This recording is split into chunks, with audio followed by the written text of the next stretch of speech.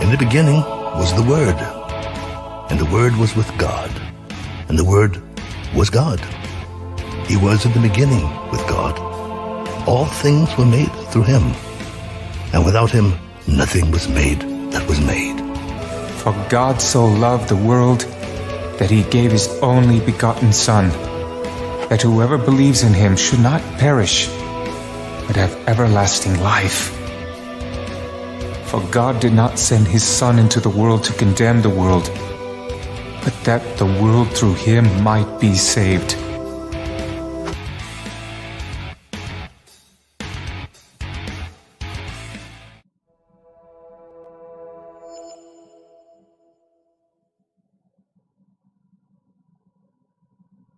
Well, hello there. I think we're having internet connection problems. Hang on one second. Okay, I think we got her. I think it's under control. Sorry about that. Internet connection problems. Let's start over. Hi, I'm Jake Johnson, and you're watching Untethered Live. On a Monday night, it's Bible study night. Are you ready? Are you excited? Are you happy? Are you interested? I think we're going to cover some ground today that might change your mind if you're not. Well, we'll just have to wait and see. We're in the great book of Genesis. That's chapter 43, verse 9. That's where we left off last night. That's where we're going to pick up tonight and continue the story as we go along and see what happens to the family of Jacob and Israel. Jacob is Israel. You have to wait and see. I think it's already been established, but as it stands right now, they're still nomadic. They're still kind of roaming around. They will eventually settle in a place. And that place would be where modern-day Jerusalem is, among other things. But right now, they're in the land of Canaan. And we'll just have to see how that story goes. So join me in a few minutes when we get started on that. Until such time, I will run my mouth until everybody shows up, and then we'll get started. It is a lovely day today outside, a balmy 227 degrees Fahrenheit. I don't know how the weather works.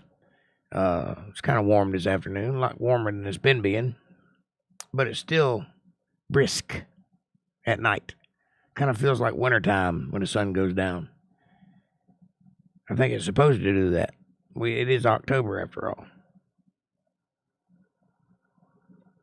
Anyway, the internet thing threw me. I'm sorry. I had a whole speech planned out and just went left right out of my mind as soon as I realized we got kicked off the internet. As soon as I started, par for the course. That's all right. Who's with me? Anybody here yet? Not yet. I'm still talking to myself. The good news is you can go out all over the world and find this podcast. Spotify, iTunes, iHeartRadio, and Amazon. Anywhere. Overcast, Castbox, Radio Public. Anywhere you want to find it, it's there. And you can listen to me talk to myself. Actually, it gets kind of exciting in here sometimes. It's a Monday night. Give us a break. Everybody just getting over the weekend. Everybody's still getting home from work and eating and trying not to let their hangover show. I know how it is. I've been there.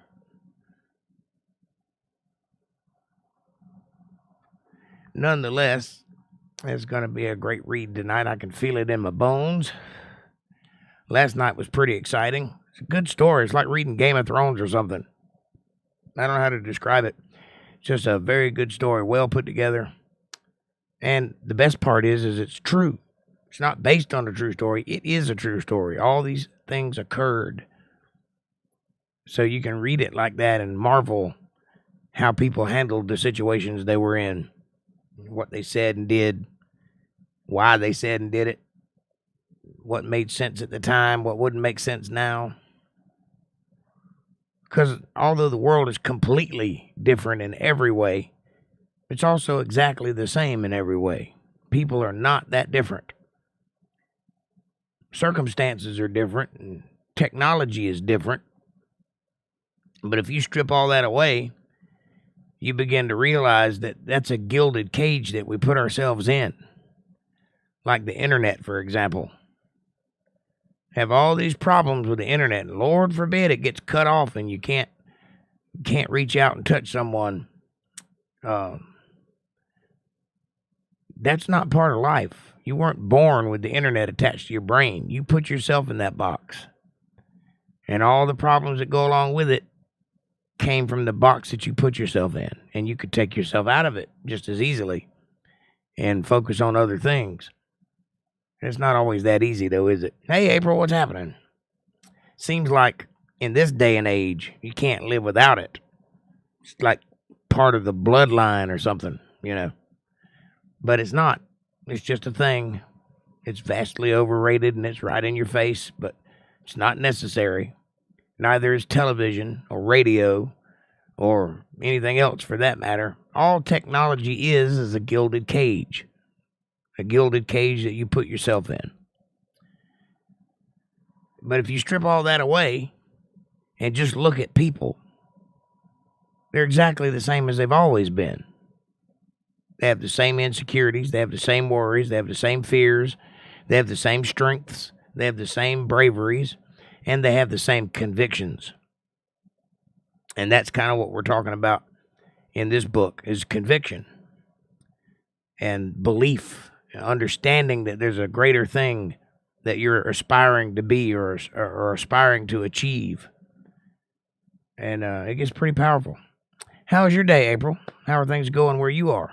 I'm a few minutes late, but I'm driving in a minute to take the boys home. We're eating now, almost done. We're about to leave. How are you? I'm fine. I just ate me a big old fat couple of chicken sandwiches. Like the kind from the can, you know, chicken mixed with rib meat. It's actually very good. And makes a perfect sandwich. Perfect for a bachelor. Anyway, 2 or 3 of those and you don't want to eat nothing else. Cats are fed. I have a ton of stray cats outside. They're all feral wild cats. And I've been feeding them and gaining their trust over the past few months. And I've got them to where they'll come up to me now. The little ones won't yet, but all the adult ones will. That's so good. I love making chicken salad sandwich. Yeah. That's the good stuff. Yeah, I recently discovered that I've always eaten like tuna sandwiches, but I never bought the chicken in the can before until recently. And I thought, I'll give that a shot. Man, I love it. It's delicious. Cool. That's awesome. Yep. They have basic names because they're not mine. They're just out there. So you got Mama Cat and Mean Cat and Scaredy Cat and on and on and on cat. So I can, recognize them apart. But they're good cats. They seem to like being fed. So we'll see. Might domesticate them. Who knows?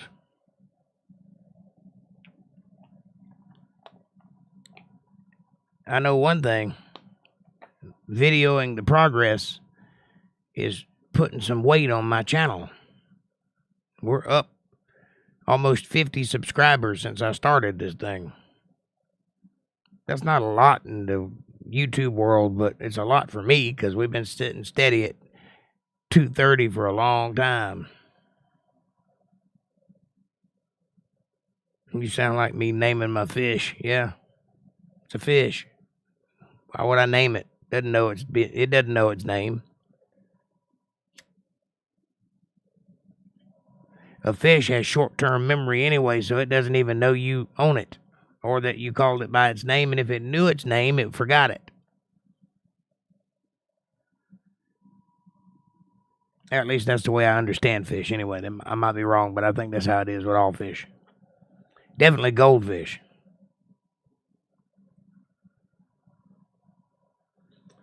Anyway, I tried to feed the fish, but they didn't like walking across the field to get to me. So that didn't work out.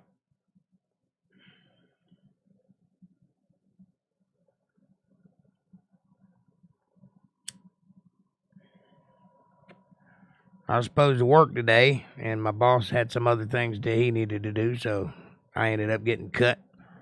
So I work tomorrow, but I had the day off. I needed it. I needed a break. I've been going hard as I can go for the last 2 weeks. Tomorrow's the big day, though. I get my new graphics card in, and I can finish upgrading my Mac up to the tippy-top level. It's a very peculiar machine. You can only upgrade it to the stuff that's in it. And there's only a certain level of stuff you can put in it. You know what I'm saying? Like there's a certain number value of hardware. And so what you got to do, well, you can't just go right to the top. You got to go incrementally, right? So you got to start at the bottom and put in the very next thing, upgrade it to that, and then take that stuff out and put in the next thing and upgrade it to that, and then take that out and put it in the next thing. It's exhausting. Whoever designed this Mac did not want people messing with it. That's all I can figure. They didn't want you even to look inside of it. Just use it until it quits working and then go buy another one. Whew. It's a very peculiar machine is what I'm saying. And it don't like being toyed with. But I've just about got it done. And I'm excited. Tomorrow's the big day that the last component arrives, the graphics card. And I got, in case, if there's any of you out there that are into Macs, I got the Sapphire Nitro, which is the 8 gigabyte version of the 580 RX card. And most of them are AMD RX 80 cards, RX 580 cards, but I got the Sapphire Nitro, which is a Bitcoin card. It's got a little bit of extra oomph in it than the Sapphire Pulse, which is the one below it. So there for those Mac geek heads out there. And I'm going to upgrade the processors to 6-core. It's a quad core, which means it has 2 processors, 4 on each side. I'm going to upgrade it to 6 on each side, which means it'll be a 12-core processor. 24 threads, 12-core, which is fast, by the way. Just so you know. When you look in your machine, you'll see the difference. I'm going to do a video tomorrow and show you my machine and my desk and my setup so that you'll see it. I'll do a little short, introduce everybody to my Mac. But you'll understand what I mean when I show it to you. I'll leave the side of it off so you can see inside of it to see what it's got in it. Thing's got 5 hard drives in it, each one 2 terabytes.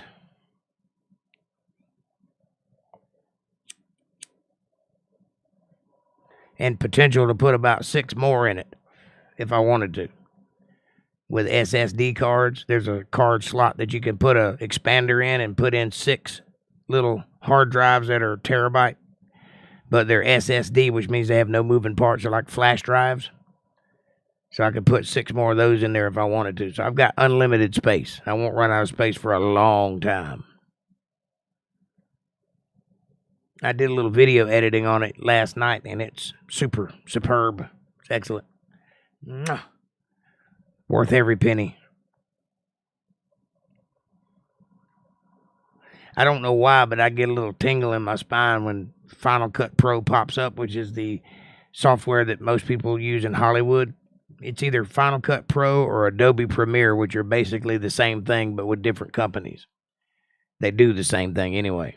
They're high-end video editing suites that does everything from special effects. You can even record music on the thing. I mean, it does everything. So it's fantastic.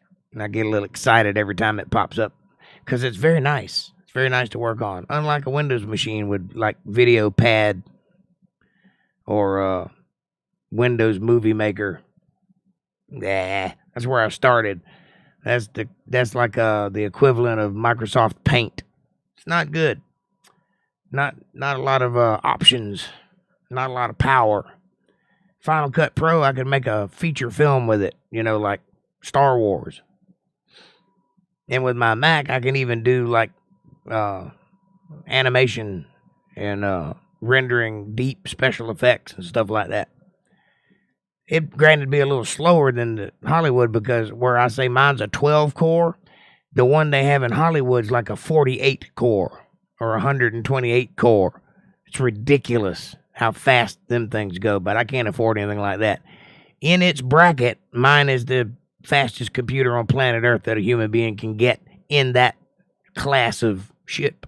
Or, not ship, thinking Star Trek. In that class of computer. But there's a higher class, a couple of higher classes. But those are like 50 grand, 60 grand, something like that. That's not, I don't even dream about computers like that. I'll never even see one, be in the same room with one, let alone be able to play with one.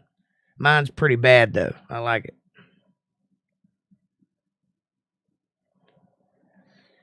I just about could run the country from here, so, you know, it's pretty bad. Where's everybody at today? It's usually bustling by now. It's just me and you, ain't it? Nope, there's 2 other people here listening. That's all right. Maybe they're the ones we need to talk to today. Either way, we're going to get started in about 2 more minutes. I have run my mouth long enough. Well, I can't wait to see it. I can't wait to show it to you. I think you'll love it. I put a lot of work into this little studio that I have here. 4 years of my time and effort, and money and sweat and blood and tears and lots of confusion. I'm tickled about it. I just about got it like I want it, though. Next will be the audio side of everything, though. Then I got to build up the audio studio, which I've already got most of that stuff, so that's not going to be a big problem.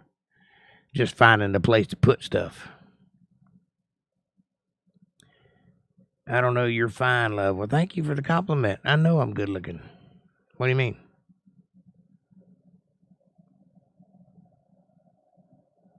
I know I'm fine. Moving on up, that's right. Trying to, anyway. Trying to get up to the next level. Notifications are slow. Hey, Caucasian, what's up, buddy? Good to see you, my friend. Nice for you to drop by. I was just bragging on my new machine. My new graphics card gets here tomorrow. The wires to hook it up got here today. So I'm chomping at the bit to get in there and hook it up, see what it can do. Not that anybody would ever see it, but I can make 4K videos now. Even 5K in some instances, but there's nothing out there that can play 5K that I'm aware of, so in the computer world anyway, so phones can't do it. Psh, leave it alone. 720p works just fine for YouTube. I don't know what all the hubbub is about. 1080p. Who needs it? Who needs high def? You're just looking at my face. You don't want to see that in high def anyway.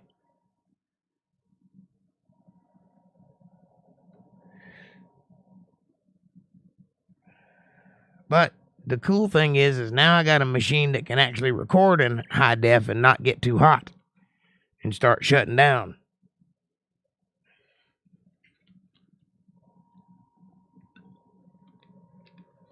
I'm kind of anxious to see what it can do. I'm probably going to be putting it through the paces next week.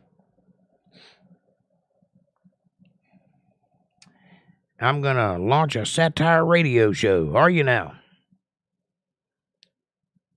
Is that before or after you launch the other channel or the other show, the one we were talking about that I can't remember the name of? Oh, MAGA Power, MAGA Force.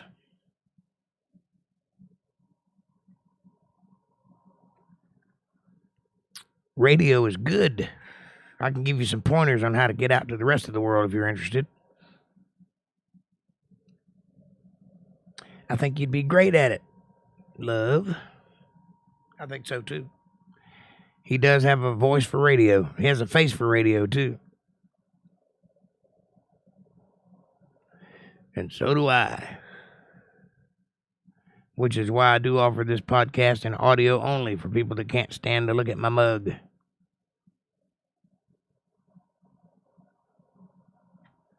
Either way, it's about that time.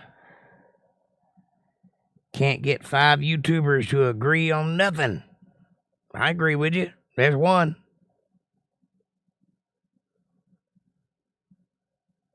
He does.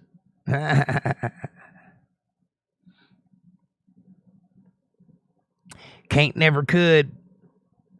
Let's go down, shall we? Let's get down here to the nice stained glass window. Hey, there's a Margie. Welcome to the show. Welcome, welcome. Margie Allen 2. Is there another one of you running around?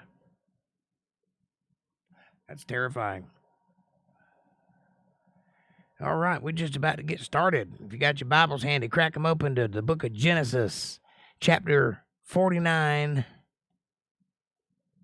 Chapter 43, verse 9.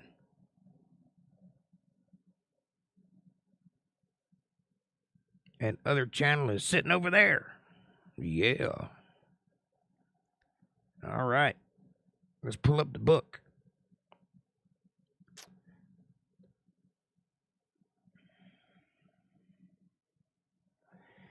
It goes like this here.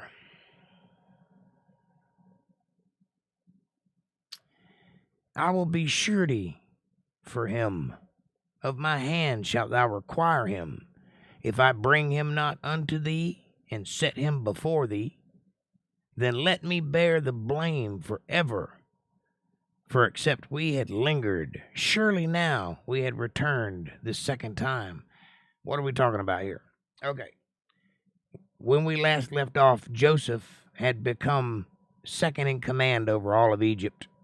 And as is customary, when a famine strikes, people from all over the land would come into Egypt to buy food because Egypt is the only place that has food. Now, Joseph's family, the brothers who sold him into slavery initially, have come to Egypt to buy food, and he recognized them, but they did not recognize him because he had changed so much over the years. Now, he sent them home and told them, don't come back without your brother. He wants to see his whole family, you see. He's eventually going to get his father to come that way, too.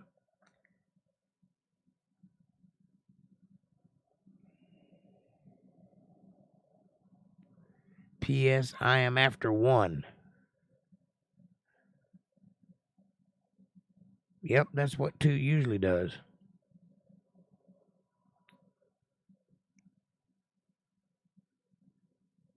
How did you do that? You changed it.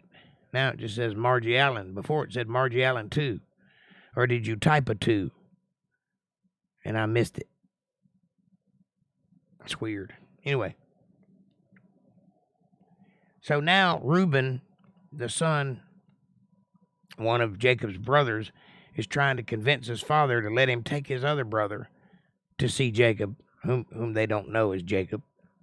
And he's promising him all these things, saying, look, I'll take care of him. You can put him in my charge. If anything happens to him, you can hurt my kids or take my kids, whatever. Not necessarily winning any Father of the Year awards, but he's trying to get something done here. And their father Israel said unto them, if it must be so now, do this. Take of the best fruits in the land in your vessels.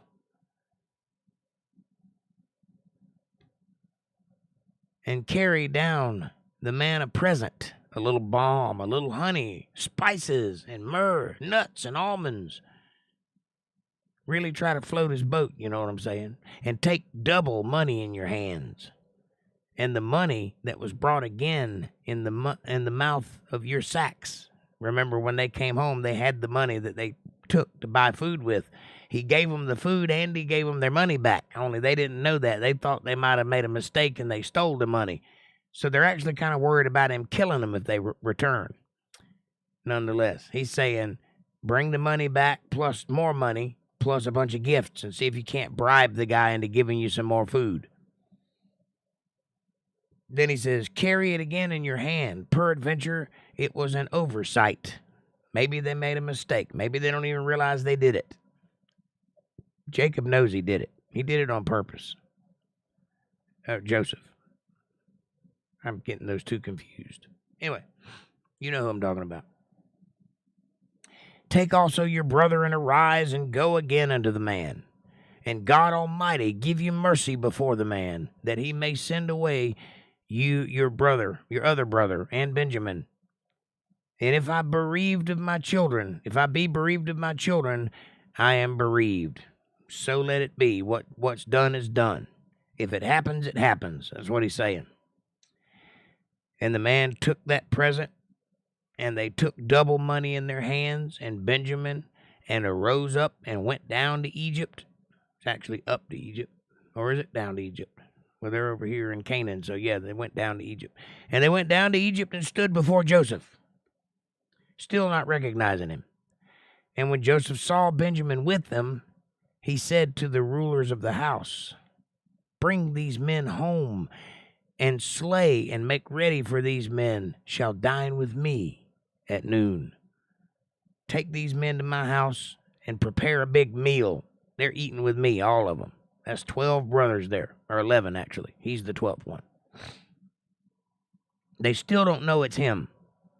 And the man did as Joseph bade, and the man brought the men into Joseph's house, and they're probably freaking out because they're in a rich man's house and they're all like poor people. And the men were afraid, see? And they were brought into Joseph's house.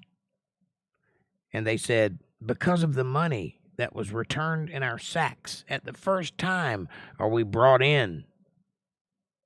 They think it's because of the money, that he may seek occasion against us and fall upon us and take us for bondsmen and our asses. You think he's going to put you in slavery and steal your asses and your horses, camels, or whatever it is you're riding on? Why would he do that? He's a rich man. You don't. His asses are probably 10 times better than yours. But such is the mind of people that are afraid. And they came near to the steward of Joseph's house, and they communed with him at the door of the house, and said, "O sir, we came indeed down at the first time to buy food, and it came to pass when we came to the inn, and we opened our sacks, and behold, every man's money was in the mouth of his sack, our money in full weight.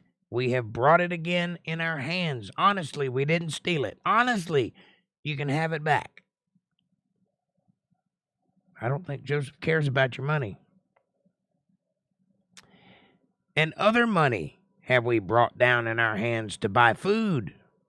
We cannot tell who put our money in our sacks. We don't know what happened. We didn't do it." And he said, "Peace be to you. Fear not. Your God and the God of your father hath given you treasure in your sacks. I had your money." And he brought Simeon out unto them. How about that? Simeon is the other brother that was kept in jail while they were gone. And the man brought the men into Joseph's house and gave them water, and they washed their feet. And he gave their asses provender, fed their animals. And they made ready the present against Joseph, came at noon. And they made ready the present against Joseph, came at noon. That sentence doesn't read right.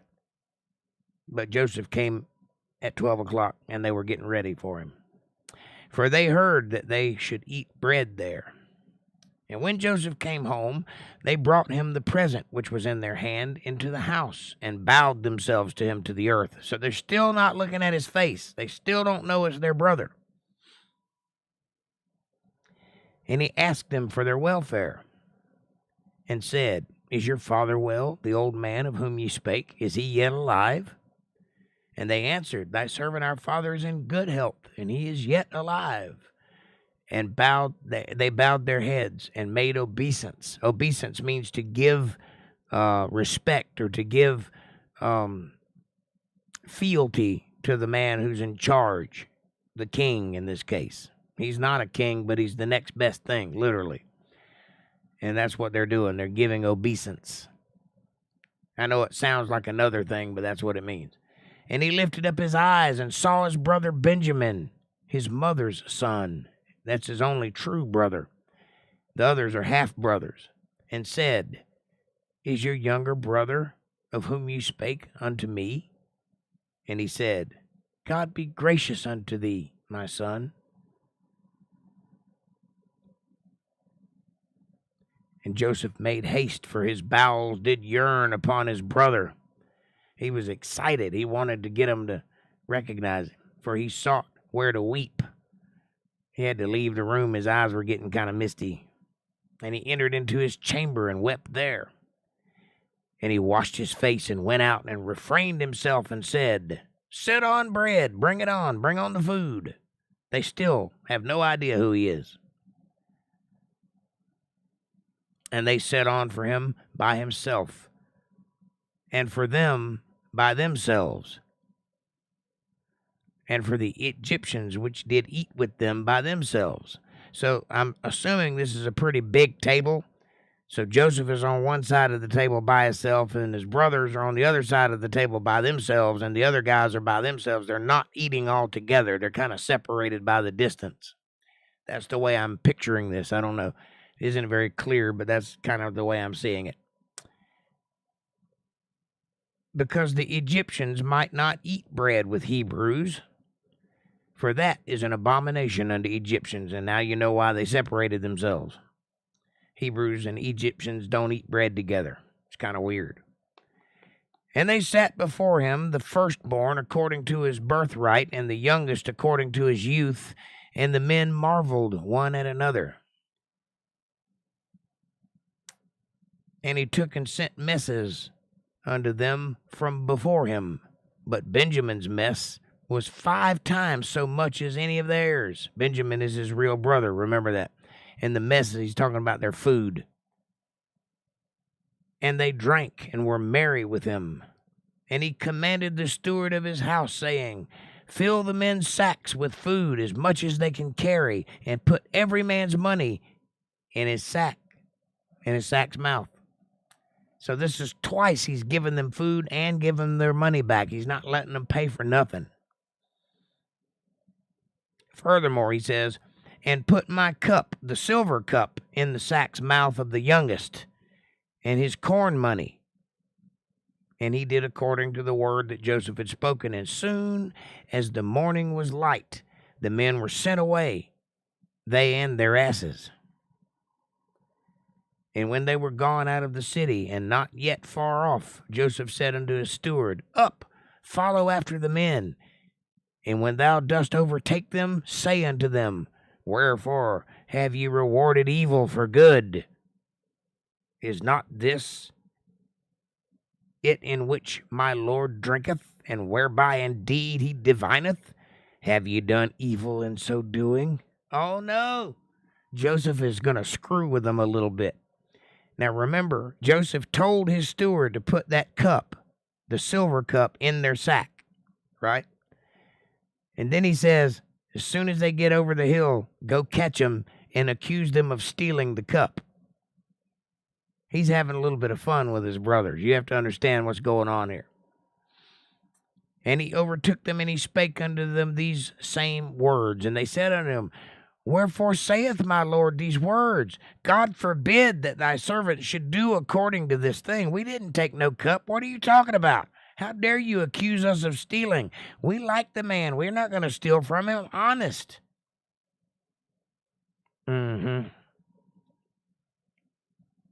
Behold, the money which we found in our sack's mouth, we brought again unto thee out of the land of Canaan. We went all the way home and found out we had money and came all the way back to give it back to you.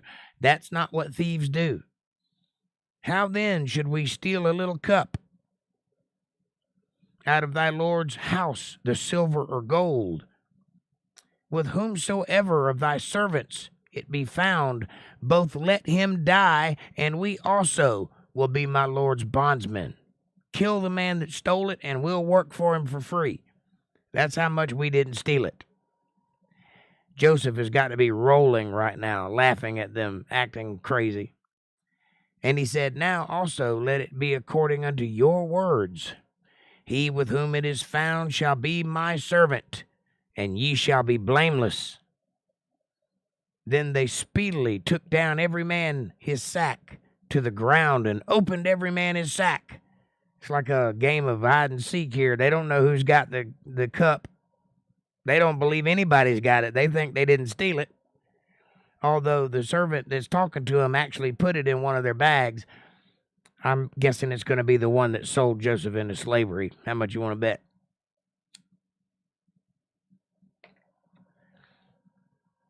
And he searched and began at the eldest and left at the youngest. And the cup was found in Benjamin's sack. Now, Benjamin is his real brother. So no, it wasn't the guy that sold him. It was his brother, the youngest. Then they rent their clothes and ladded every man his ass and returned to the city, begrudgingly albeit. And Judah and his brethren came to Joseph's house, for he was yet there, and they fell before him on the ground, begging and pleading, please don't kill Benjamin. He's the youngest of us all. He can't be killed. I know he took the cup, but he didn't mean to. Something must have happened. Please don't kill him. That's what they're doing. And by the way, they still don't recognize him as their brother. And Joseph said unto them, what deed is this that ye have done?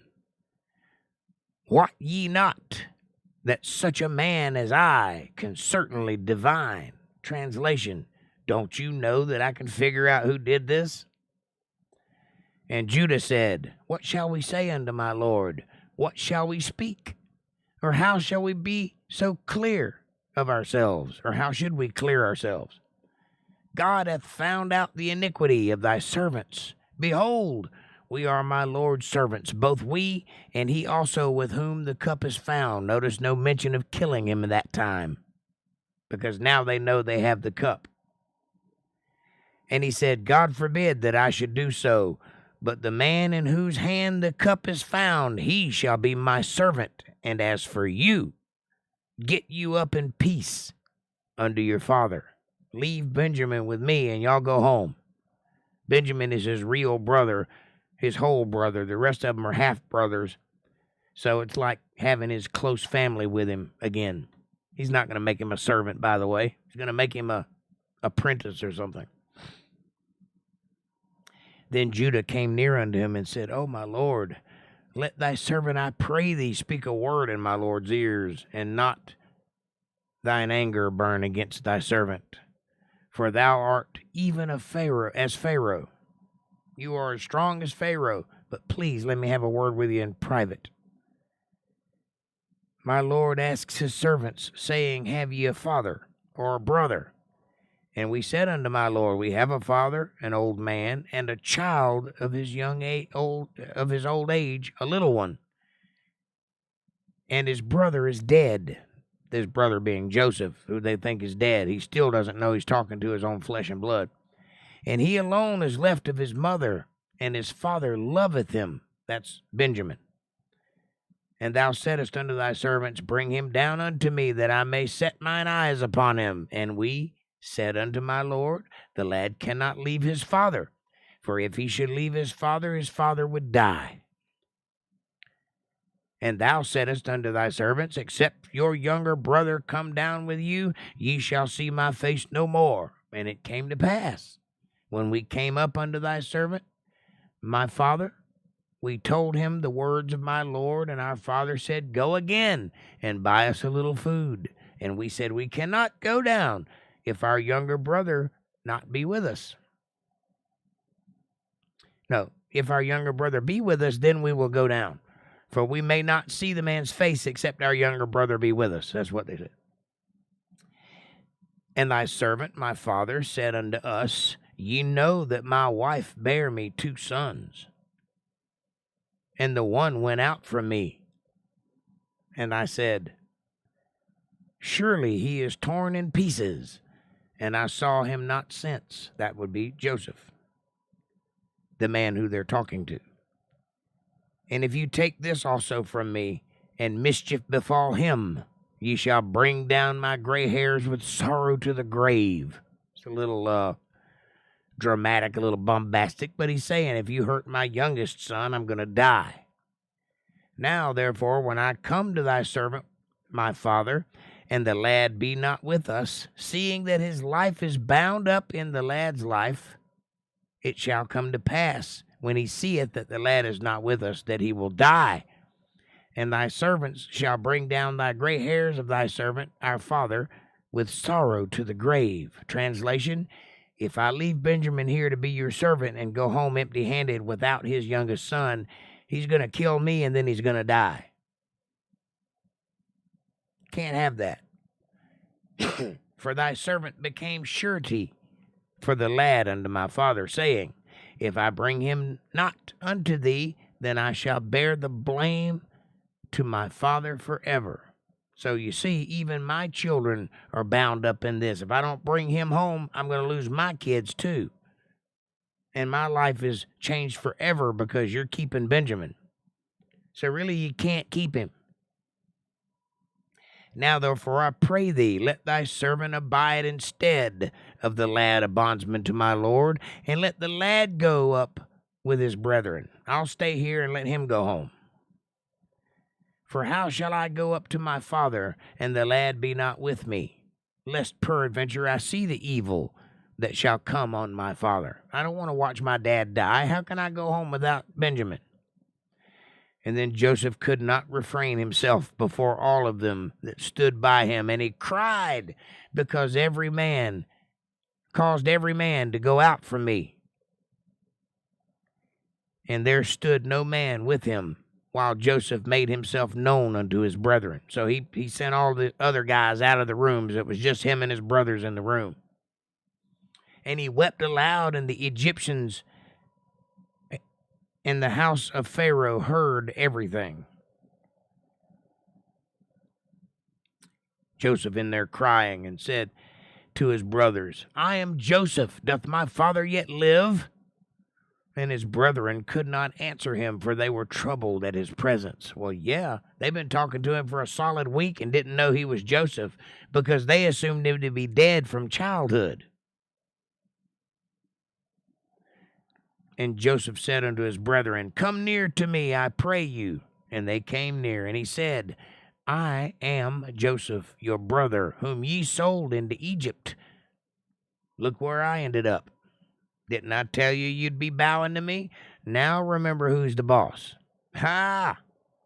Now therefore be not grieved, nor angry with yourselves that ye sold me hither, for God did send me before you to preserve life. For these 2 years hath the famine been in the land, and yet there are 5 years in which there shall neither be ear nor harvest. So no corn or wheat for 7 years. And God sent me before you to preserve you a posterity in the earth, and to save your lives by a great deliverance. That's why God allowed this thing to happen. So don't be upset with yourselves that you did such a stupid thing back then. You were kids too. I'm not upset about it, so you don't be upset about it. So now, it was not you that sent me hither, but God.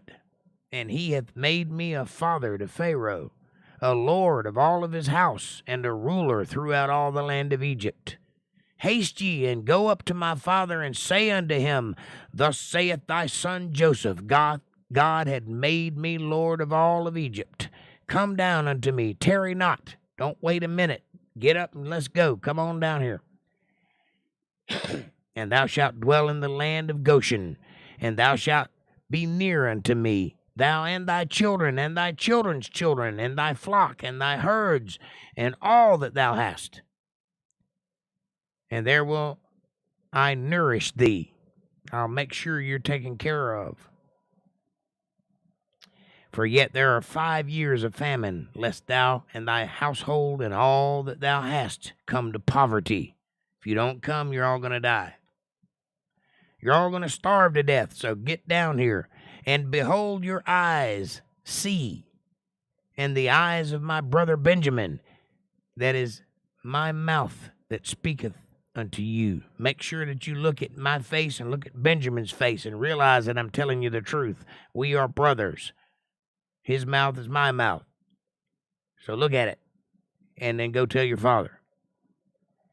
And ye shall tell my father of all my glory in Egypt, and of all that ye have seen, and ye shall haste and bring down my father hither.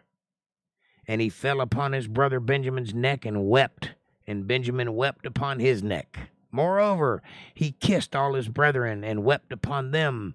And after that, his brethren talked with him. A little catching up to do after, selling him into slavery and whatnot. And the fame thereof was heard in Pharaoh's house, saying, Joseph's brethren are come. And it pleased Pharaoh well, and his servants. Pharaoh's thinking, you mean they made more of him? This guy's been a blessing. Everything he touches turned to gold, and there's more of them? Bring them on. Let's have them all. And Pharaoh said unto Joseph, say unto thy brethren, this do ye, lade your beasts and go, get you unto the land of Canaan, and take your father and your households, and come unto me, and I will give you the good of the land of Egypt, and ye shall eat the fat of the land. Now thou art commanded, do this.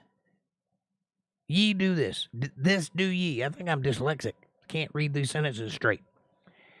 Take your wagons out of the land of Egypt for your little ones, and for your wives, and bring your father, and come. Also, regard not your stuff, for the good of all the land of Egypt is yours. In other words, don't worry about your garbage, your old poor stuff. I'm going to give you the best of everything. Calm down. Apparently, Egypt is in the south in this story. Bang, diddling, ding, ding, ding, ding, ding. Egypt. Bang, diddling, ding, ding, ding. Yeehaw. And the children of Israel did so, and Joseph gave them wagons according to the commandment of Pharaoh, gave them provisions for the way. To all of them he gave each man changes of raiment, but to Benjamin he gave 300 pieces of silver and 5 changes of raiment. And to his father he sent after this manner, 10 asses laden with the good things of Egypt, and 10 she-asses laden with corn and with bread and meat for his father by the way. For he sent his brethren away, and they departed. And he said unto them, see that ye fall not out by the way. Don't let anything happen to you on the way home. You go get Dad and bring him back, and be safe. And they went up out of Egypt, and came into the land of Canaan unto Jacob their father, and told him, saying, Joseph is yet alive. He is governor over all the land of Egypt. And Jacob's heart fainted, for he believed them not. And they told him all the words of Joseph which he had said unto them. And when he saw the wagons which Joseph had sent to carry him, the spirit of Jacob their father revived. And Israel said, it is enough. Joseph, my son, is yet alive. I will go and see him before I die. Beautiful. And Israel took his journey with all that he had, and came to Beersheba, and offered sacrifices unto the God of his father Isaac. And God spake unto Israel in the visions of the night, and said, Jacob, Jacob. And he said, here I am. Here am I. This is customary in that whole family. They all speak like that. Here am I, ready to do your will, Lord. Never a hesitation. I'm right here. Call my name. Here I am. Boop. And he said, I am God, the God of thy father. Fear not to go down into Egypt, for I will there make of thee a great nation, and I will go down with thee into Egypt, and I will also surely bring thee up again, and Joseph shall put his hands upon thine eyes. And Jacob rose up from Beersheba, and the sons of Israel carried Jacob their father and their little ones and their wives in the wagons which Pharaoh had sent to carry him. And they took their cattle and their goods, which they had gotten in the land of Canaan, and came into Egypt, Jacob and all his seed with him, his sons and his sons' sons with them, his daughters and his sons' daughters, and all his seed brought he with him into Egypt. And these are the names of the children of Israel which came into Egypt, Jacob and his sons, Reuben, Jacob's firstborn. And the sons of Reuben are Hanok, and Palu, and Hezron, and Carmi. And the sons of Simeon, Jemuel, and Jamin, and Ohad, and Jachin. Jachin? That's a secret name. And Zohar, and Shaul, the son of the Canaanitish woman. And the sons of Levi, Gershon, Kohath, and Merari. Merari. I'm going with Merari. Merari. Sounds like I'm that comedian. I can't think of his name. Nah. And the sons of Judah, and Onan, and Shelah, and Pharez, and Zara. But and Onan died in the land of Canaan, and the sons of Pharez were Hezron and Hamul. And the sons of Issachar, Tola, and Puvah, and Job, and Shimron. Job is Issachar's son? Yes. Keep that in mind later. And the sons of Zebulun, Sered, and Elon, and Jaleel. And these be the sons of Leah, which she bare unto Jacob in Padanaram, with his daughter Dinah. All the souls of his sons and his daughters were 33. And the sons of Gad, Ziphion, and Haggai, and Shuni, and Esbond, and Eri, and Arodi, and Areli. And the sons of Asher, Jimnah, and Ishhul, and Ishui, and Beriah,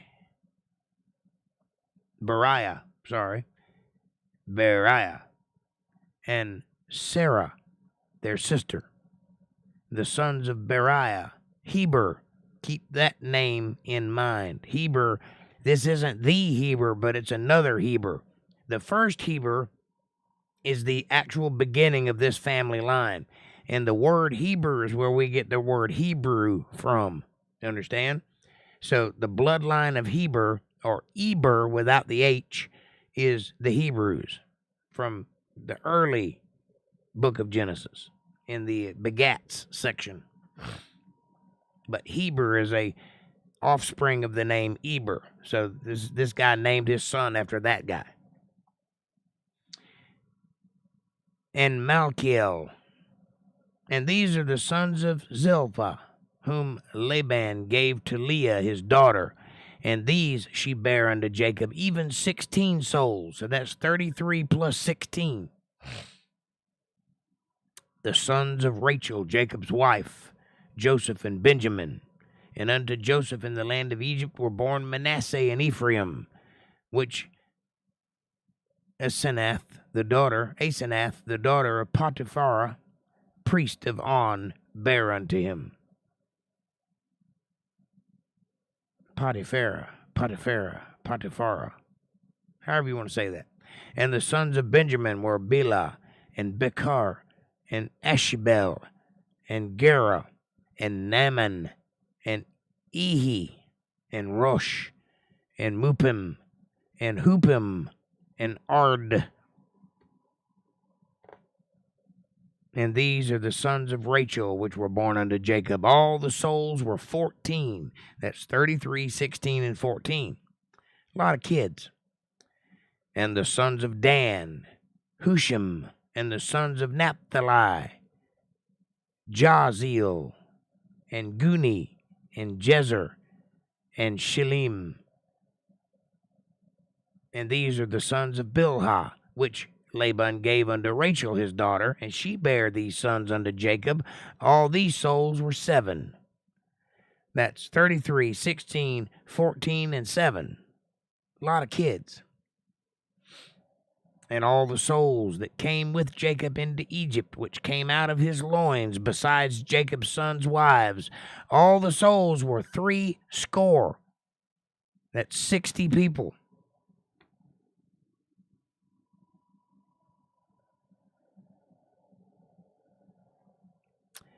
Threescore and 6, that's 66 people.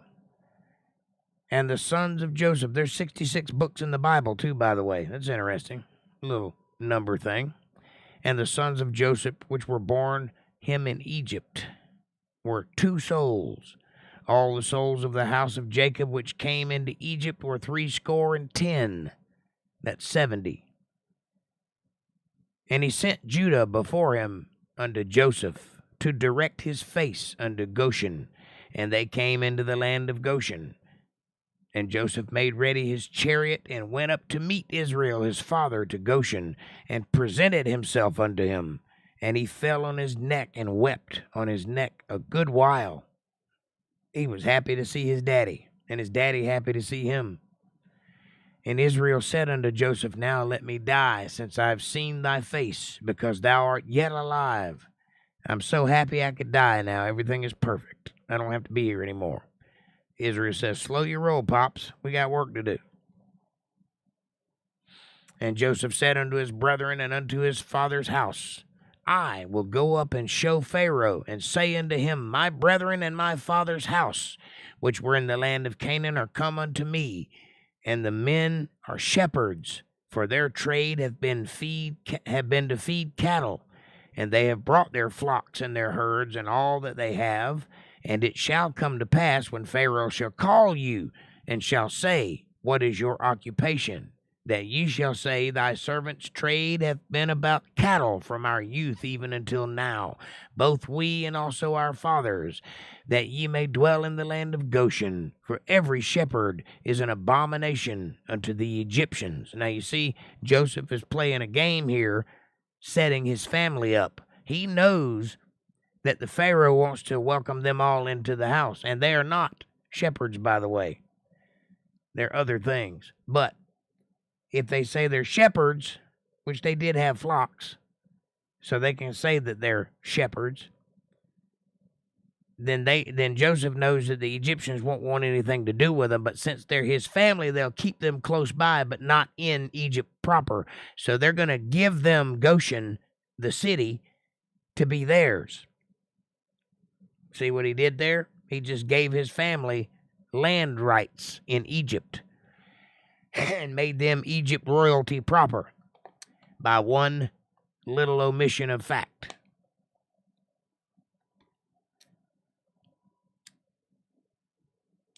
What's the moral of this story? The 10 Commandments says, Thou shalt not lie.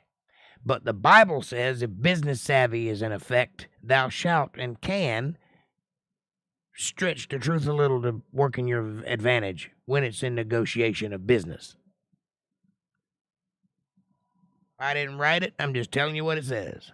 Don't lie to your brothers, but I guess it's all right to take a business for all it's worth.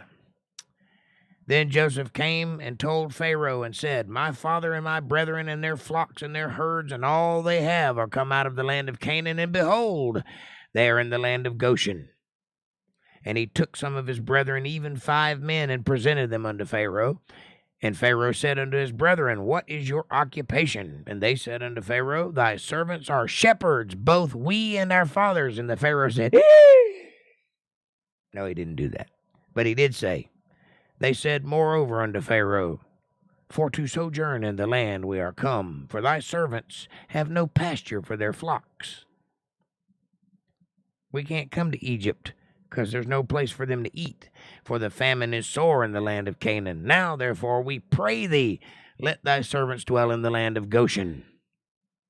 And, Pharaoh's thinking, well, they are shepherds and ew. So, yeah, Goshen sounds right. Let's do it. So the Pharaoh spake unto Joseph, saying, Thy father and thy brethren are come in unto thee, and the land of Egypt is before thee. In the best of the land make thy father and brethren to dwell. In the land of Goshen let them dwell, and if thou knowest any men of activity among them, then make them rulers over my cattle. In other words, if any of those guys are smart and can get some work done, make them rulers over my cattle. So now, not only do they have their own piece of property that's not in Egypt, but they're connected to the Pharaoh because they work for him. Smart move, Joseph. Remember, Pharaoh doesn't owe these people anything. He's only doing this because of the kindness he feels towards Joseph, because Joseph has been such a good luck charm for him. So both sides are playing the middle, by the way. Both sides are getting something out of this relationship. It ain't like it's a one-sided deal. Yes, they're getting land and they're getting royalty, but Pharaoh has been blessed quite a lot because of Joseph's presence, and he's aware of that, so he's not taking advantage of him. They're both mutually working to each other's advantage.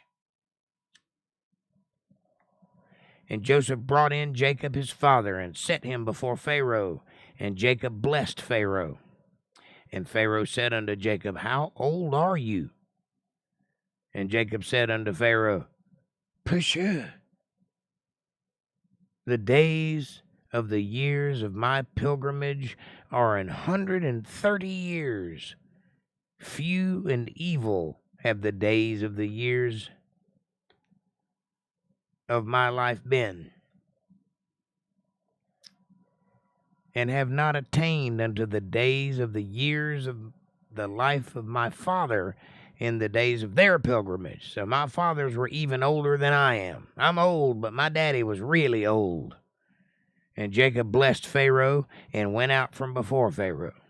So basically Pharaoh said, How old a fella are you? And he said, I'm 137 years old. And Pharaoh said, Damn. He said, You think I'm old? You should have met my daddy. He was 860 years old or whatever. And Pharaoh said, Damn. Go get some rest, buddy. You look tired. I am tired. I just walked from Canaan. Did you see all the cattle I was dragging? Well, I gave you a city. Go lay down. Okay. And he left. I'm paraphrasing, but I'm pretty sure it's in the Bible. And Joseph placed his father and his brethren and gave them a possession in the land of Egypt, in the best of the land, in the land of Ramesses, as Pharaoh had commanded. And Joseph nourished his father and his brethren, and all his father's household with bread according to their families. So he took real good care of them. And there was no bread in all the land, for the famine was very sore, so that the land of Egypt and all the land of Canaan fainted by reason of the famine. And Joseph gathered up all the money that was found in the land of Egypt and in the land of Canaan for the corn which they bought. And Joseph brought the money into Pharaoh's house, making Pharaoh rich beyond belief, because they were the only people that had food, and everybody came to them. And when money failed in the land of Egypt and in the land of Canaan, all the Egyptians came unto Joseph and said, Give us bread. For why should we die in thy presence? For the money faileth. We can't even make money. And Joseph said, Well, you got cattle, don't you? Yeah, well, give me some of your cattle. Give me some of your land. Give me some of your stuff. See what's happening here? He is increasing the richness of Pharaoh by exponential amounts just by selling food.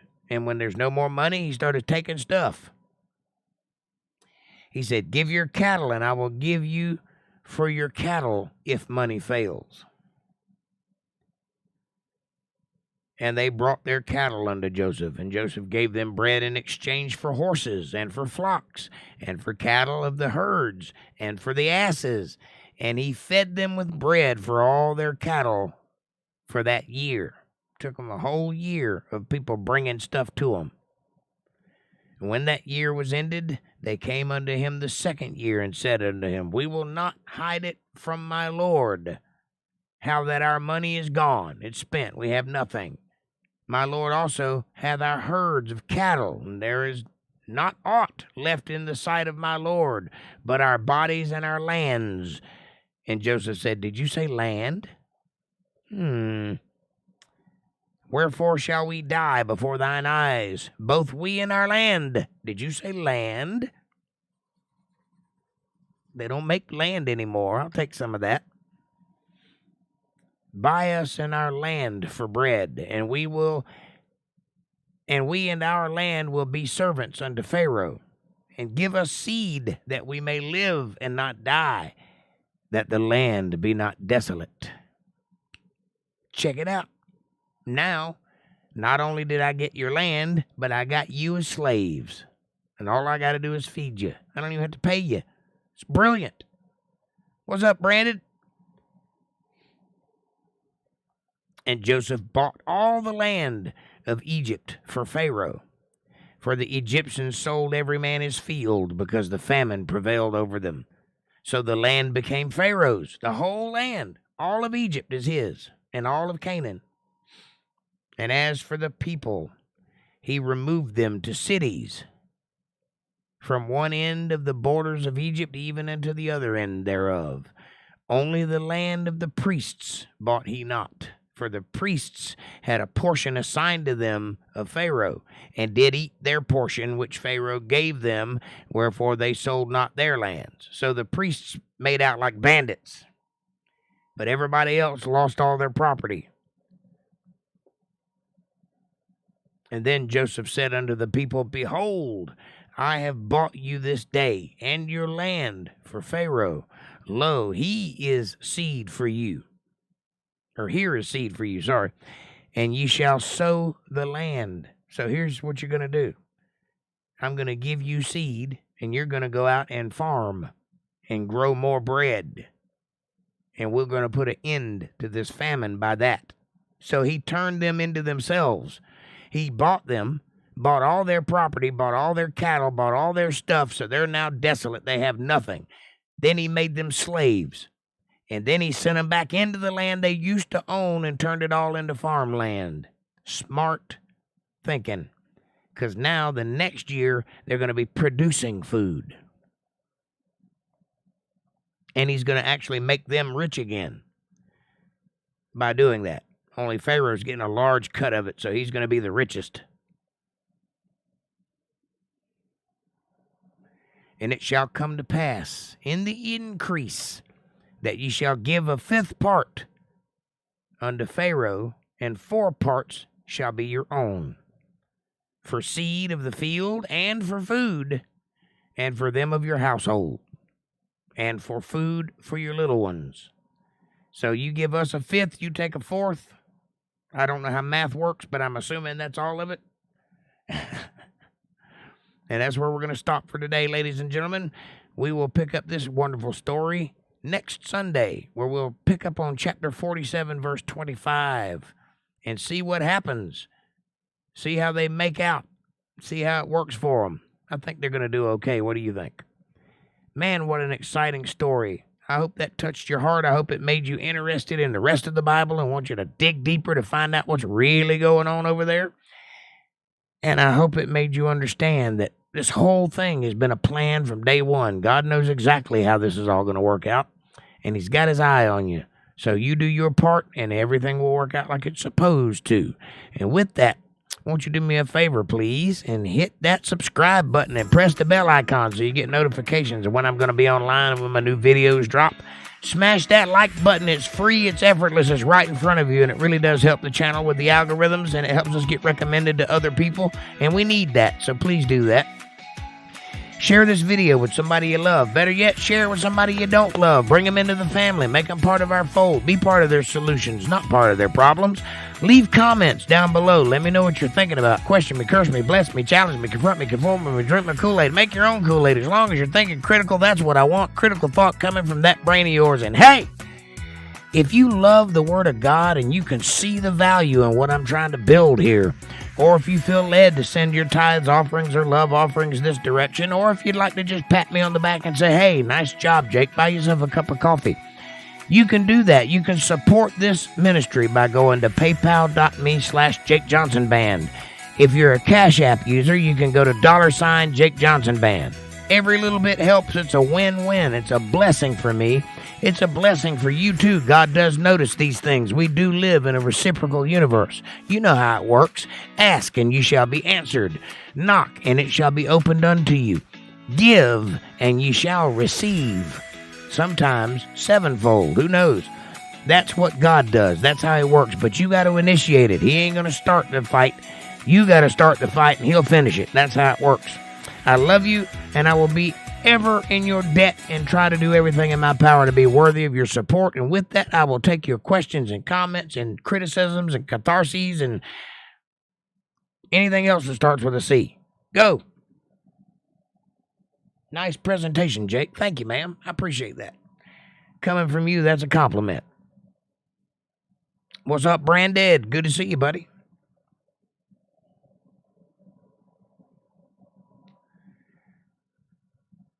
Some videos I can not. That is the second half of a statement, I'm certain.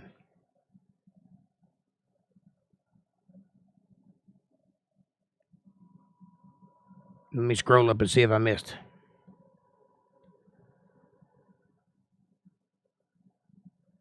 Kind of like us today, free-range slaves.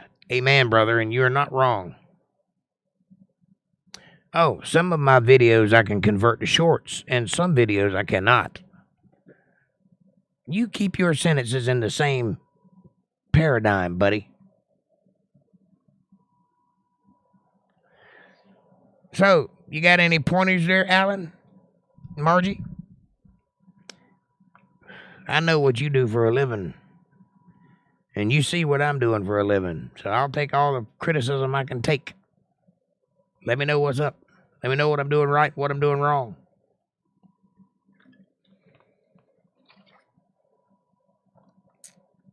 I do what I want. And yet, here you are. It's almost like it's a divine intervention.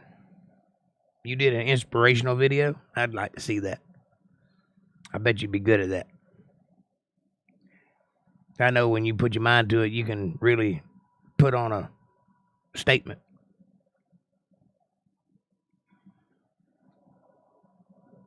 So where is it?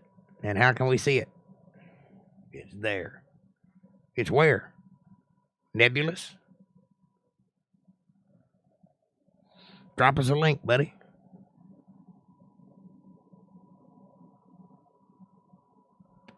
Or make me go digging for it like a paleontologist.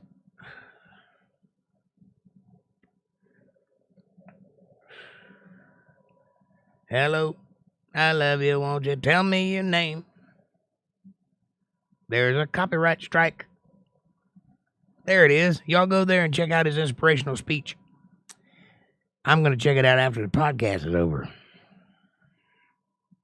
I'm going to copy it right now so I don't forget.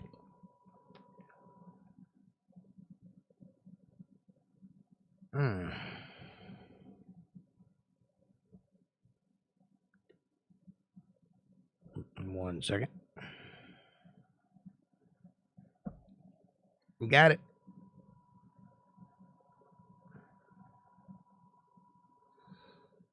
I might can bring it in and show it on the podcast. Let me see what happens when it comes up.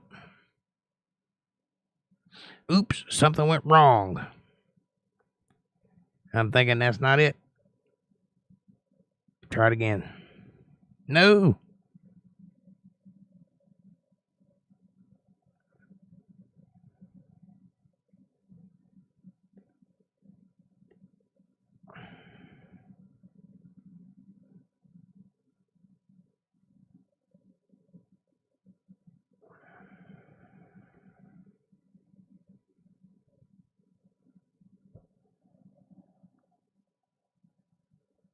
Well, I just lost my, there we go, we're back.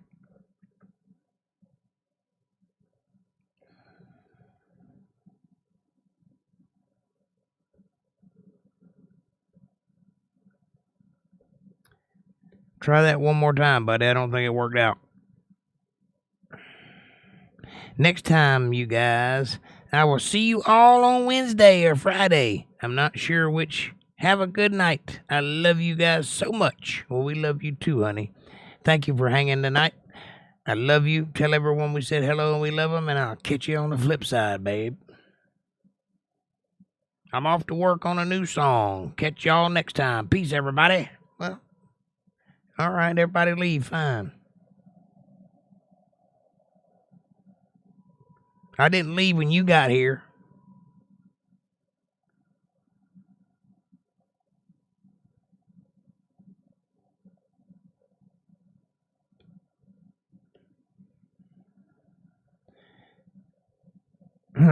Well, it keeps telling me that that I can't see it. It says, oops, something went wrong. Let's try that. Oh, here we go. I got something now. Hey, you guys in there! You want to watch my show? It's a big club. Is that it? Hey, you guys, you want to watch my show? It's a big club, and you ain't in it. Is that the one?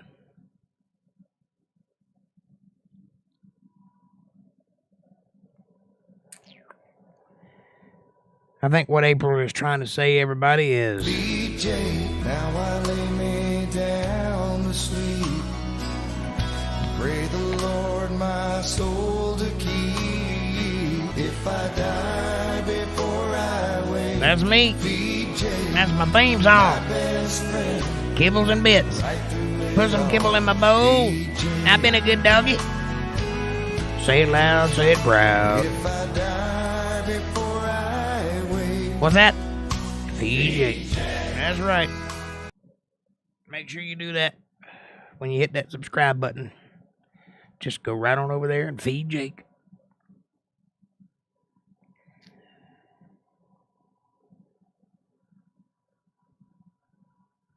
It's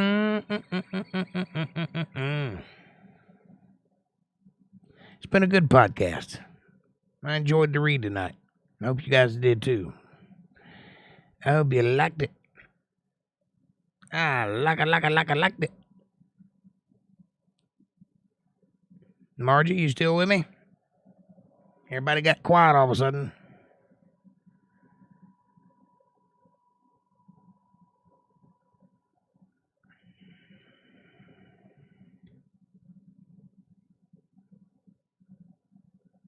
What? Is it called All I Have to Say? Because that's the one that popped up.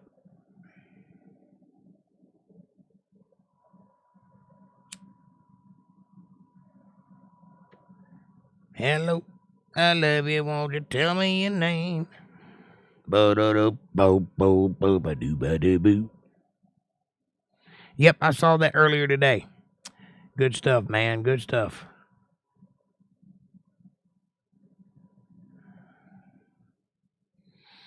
That's all I got to say about that.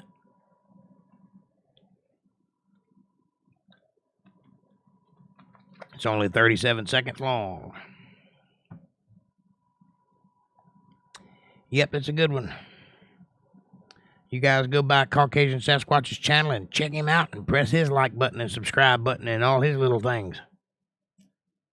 Because he puts out some good stuff too. And I know you'll love it.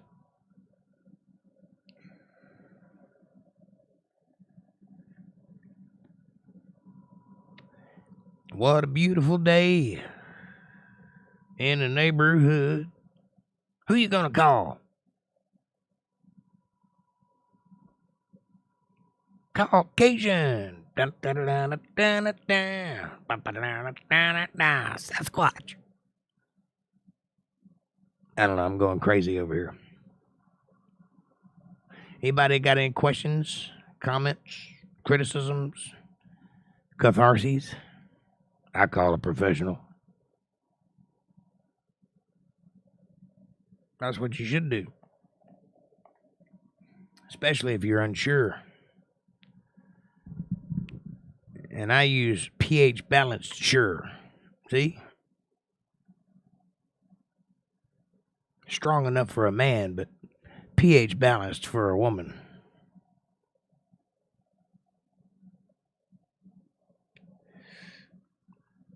That joke was old in the 80s, but I like it. I guess everybody bailed on us. It's just me and you right now, I think. Unless Margie's still hiding in the background. I made the mistake of asking a question.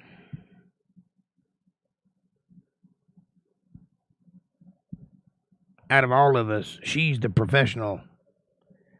And I'd be interested to know what she thinks.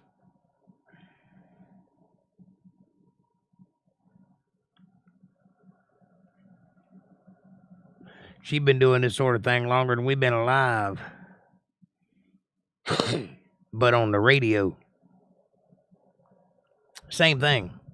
Just less face.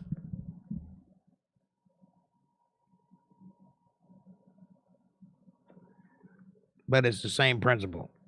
Same principle at play. Gotta stay busy. Stay talking. No dead air and such.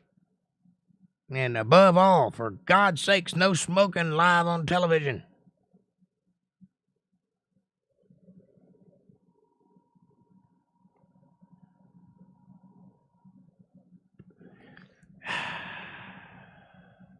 Know what I mean? Anyway, I think that about does it for tonight. Boys and girls, we have reached nearly the top of the hour. We're about 9 minutes out. But nobody's here. Nobody's asking questions, so I'm going to bail too. I do have to work in the morning. So, won't you guys do me a favor when you go out into the world tomorrow and you encounter other people? Do something that you've never done before. And go out of your way to be nice. Maybe you have done that before, but do it more. Be nice to somebody. I don't care what it is or how much it costs or what it takes. Just be nice. Help an old lady across the street. Buy a bum a sandwich with $1. Carry some groceries for somebody. Smile as you walk by a stranger. See what happens. I promise you it will change your life from the inside out. It will make you a different human being because people will notice the change in your persona. Some might even mention it. They might say, hey, dude, are you on a diet? What's going on with you? Are you smoking crack or something? What's up? You're awful shiny over there. And you can say, I'm just proving that the words of God are true with every action that I take. Don't you want to be part of it too? And they'll say, uh-huh. If it's working for you, I'll take some of that. I'll have what he's having. And then you can change the rest of the world, one person at a time. That's all. That's the only way. How do you eat an elephant? One bite at a time. That's how. That's how you devour an entire elephant. One bite at a time. Use that wisdom in your life, and it'll make your life better. And that's what I'm here to do. Help out making your life better. Guide you in the right direction. It's ultimately up to you. It's your ship. You can sail it across the 7 seas, or you can drive that sucker right into the rocks. Either way, it's your choice, your prerogative. It's your prerogative. Have a great night. I love you all from the bottom of my heart. I love you true. I do. It's me and you through and through from now until Timbuktu. That's the way it goes. Have a great night. Take care of yourselves and each other. Don't do anything I wouldn't do. And if you do, name it after me. Thanks for watching.